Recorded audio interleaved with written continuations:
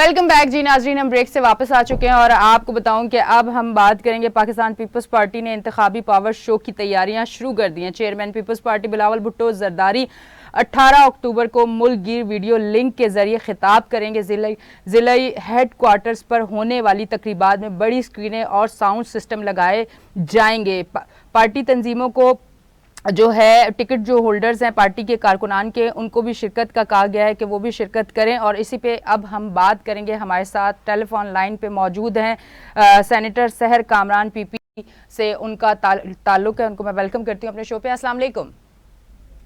जी वालेकुम सलाम। अच्छा, मुझे बताइएगा, ये जो अभी मैंने खबर पढ़ी कि पाकिस्तान पीपल्स पार्टी इंतखाबी पावर शो कर रहा है, इस हवाले से आप क्या कहेंगे?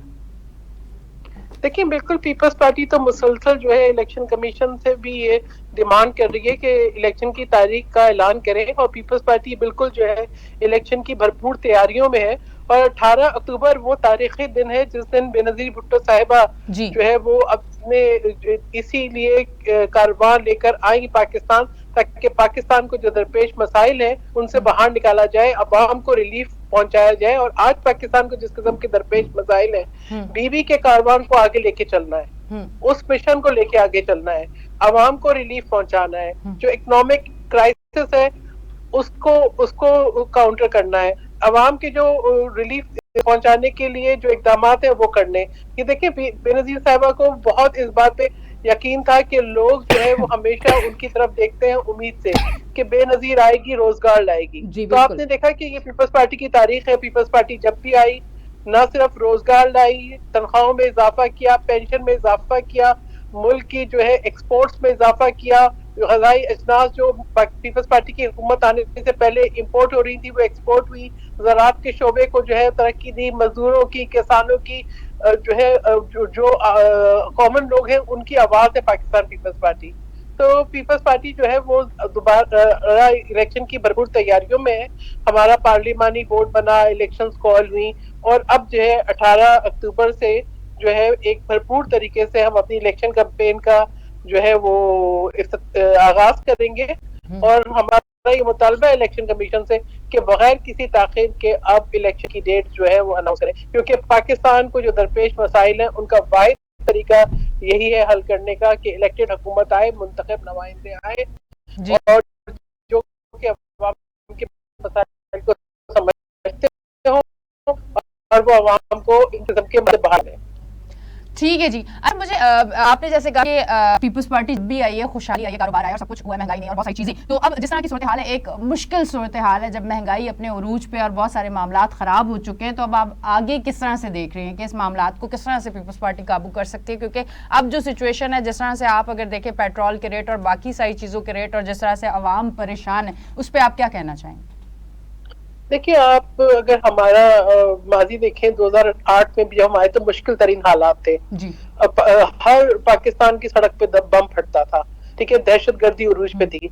लेकिन पीपल्स पार्टी आई, आइन को बहाल किया, सूबों को हकूक दिए, एक कौमी यकजहती का पैगाम दिया, पाकिस्तान खप्पे का नारा लगा के एक नेशनल यूनिटी कायम की, और आगे मुल्क को तरक्की की राह पे लेके चली। बेनजीर इनकम सपोर्ट प्रोग्राम आज भी जो है वो पॉवर्टी रिडक्शन का जो है वो सबसे बड़ा सोशल सिक्योरिटी का प्रोग्राम है, ठीक है। वो इकदाम के जो है वो जिसमें खवातीन को एम्पावर किया, वो इकदाम के जिससे अवाम को रोजगार मिले, वो इकदाम के जिससे हमारी ज़राअत का शोबा जो है मुस्तहकम हो। ये आप जो है, चाहे आप ये देखें कि चाइना पाकिस्तान इकोनॉमिक कॉरिडोर का आगाज था, या हवात ऑपरेशन के बाद रिहेबिलिटेशन थी, पीपल्स पार्टी ने बहुत कामयाबी से किया। और अभी भी आप देखें कि जब वजीर खारजा थे बिलावल भुट्टो जरदारी पीपल्स पार्टी के चेयरमैन, तो उन्होंने बहुत कम अरसे में बहुत ही जो है बेहतरीन डिप्लोमेसी के जरिए जो दुनिया को वापस रिकनेक्ट किया पाकिस्तान के साथ। फिर बदतरीन सैलाब और बारिशों के बाद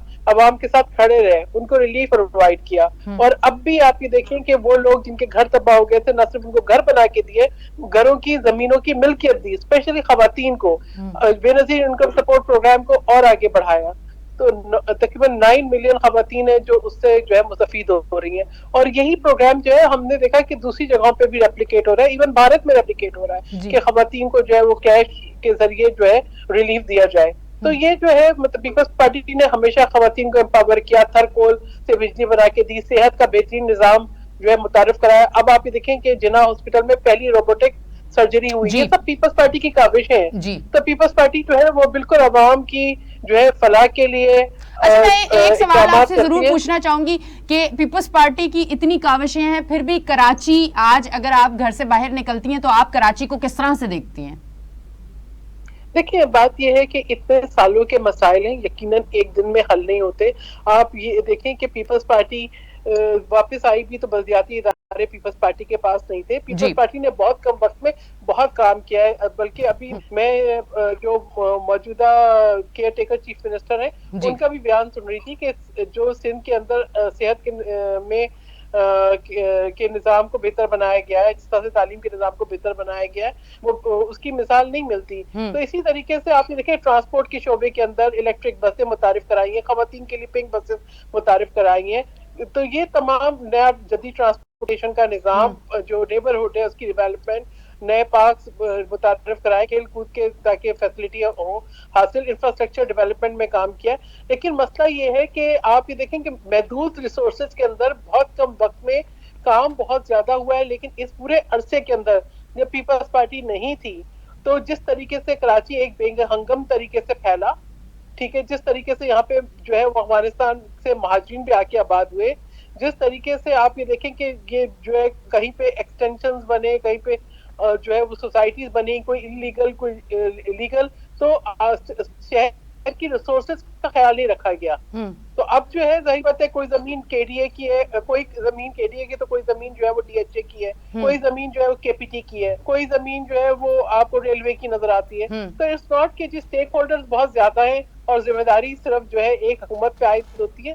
आई बिलीव हम जिस तरीके से आगे चल रहे हैं लेके, जल्द जो है वो कराची के मसाइल भी हल होंगे। और जिस तरीके से, और मैं समझती हूँ कि हम सिर्फ कराची को नहीं देखेंगे, ओवरऑल सिंध के अंदर जो है डेवलपमेंट हर शहर में हुई है। अच्छा, ट्रांसपोर्ट का आपने कहा, नो डाउट कि पिंक बस और लोगों को सफर करने में बहुत ज्यादा आसानी हुई है, ये चीज बिल्कुल नजर आ रही है। अब इसके साथ साथ अगर आपने तालीमी जो बात की तालीम के हवाले से, तो जिस तरह से स्कूल्स हैं, मैंने खुद जाके रिकॉर्ड किया है कि वो गवर्नमेंट स्कूल्स जो बंद हैं और टीचर्स और वहाँ के जो स्टाफ है उनको सैलरीज जारी है और वो सालों से बंद है और वहाँ दूसरी एक्टिविटीज हो रही हैं।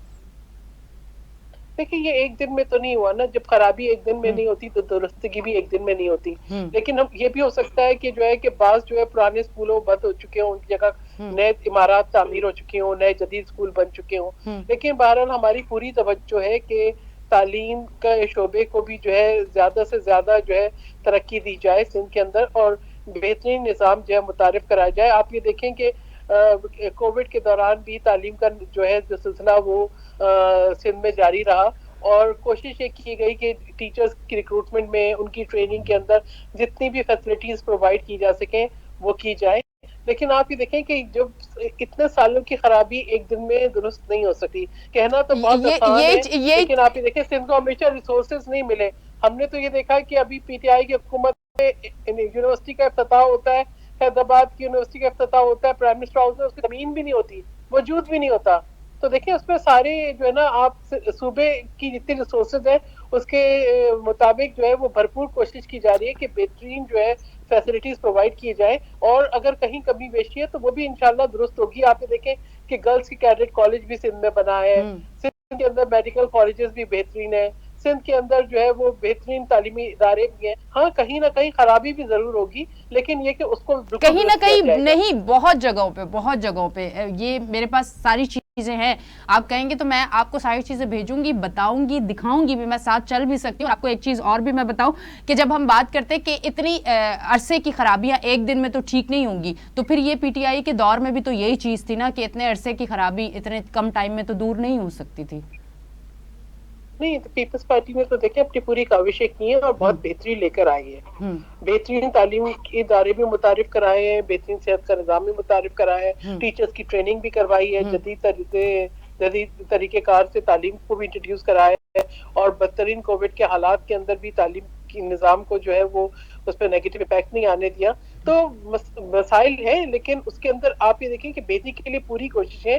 और अब रिसोर्सेज भी देखें जी। कि सिंध जो है वो हर जगह पे कंट्रीब्यूट कर रहा है। अब नेशनल ग्रिड के अंदर इलेक्ट्रिसिटी प्रोड्यूस कर रहा है, सोलर एनर्जी पे हमने इतना काम किया है, विंड एनर्जी पे किया है, मैंग्रोव सिटीज हमारे जो है मुसलसल रिकॉर्ड बन रहा है। तो ये बहुत सारे एरियाज हैं जहाँ पे बहुत ज्यादा डेवलपमेंट और बहुत ज्यादा काम हुआ है। और यकीनन ये एक मुसलसल बेहतरी का अमल है, जो इम्प्रूवमेंट्स है जो जारी रहती हैं। लोगों की उम्मीद है पीपल्स पार्टी।